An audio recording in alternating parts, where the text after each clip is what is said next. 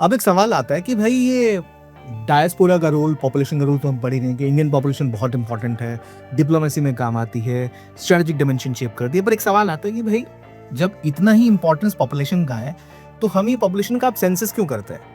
और अगर आप सेंसस में डेटा दे रहे हो तो क्या पता आप गलत डेटा दे दो, किसको पता चलेगा? और क्यों इस बार कास्ट बेस्ड सेंसस हो रहा है? तो ये न्यूज काफी टाइम से छाई गई, थोड़ा सा समझ लेते हैं क्या है डायमेंशन। देखो, कास्ट बेस्ड सेंसस भारत में पहली बार हो रहा है।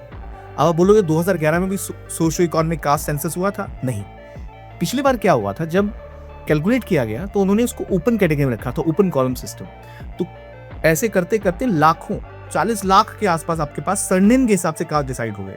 इस बार जो सेंसस होने वाला है वो पहली बार कंप्लीटली डिजिटल सेंसस होगा, और ऐसा सेंसस होगा जहां पर एक क्लोज कॉलम होगा, यानी आप अपने कास्ट के बारे में जानकारी दोगे ताकि गवर्नमेंट को ये पता लग सके कौन सी पॉपुलेशन कैसी है, कहां पर ज्यादा खर्च और फोकस करने की जरूरत है। इसके अलावा ये भी पता लगेगा कि गवर्नमेंट को किन एरियाज में अब चेंजेस की जरूरत है, रिजर्वेशन की बात हो या और किसी भी डायमेंशन की बात हो। इतना ही नहीं, ये सेंसस ये भी इंश्योर करेगा कि आप पूरी क्लियर जानकारी दो। आपके मन में एक सवाल होगा ना कि मान लो मैं गलत इन्फॉर्मेशन दे दूं, किसको क्या पता लगता है?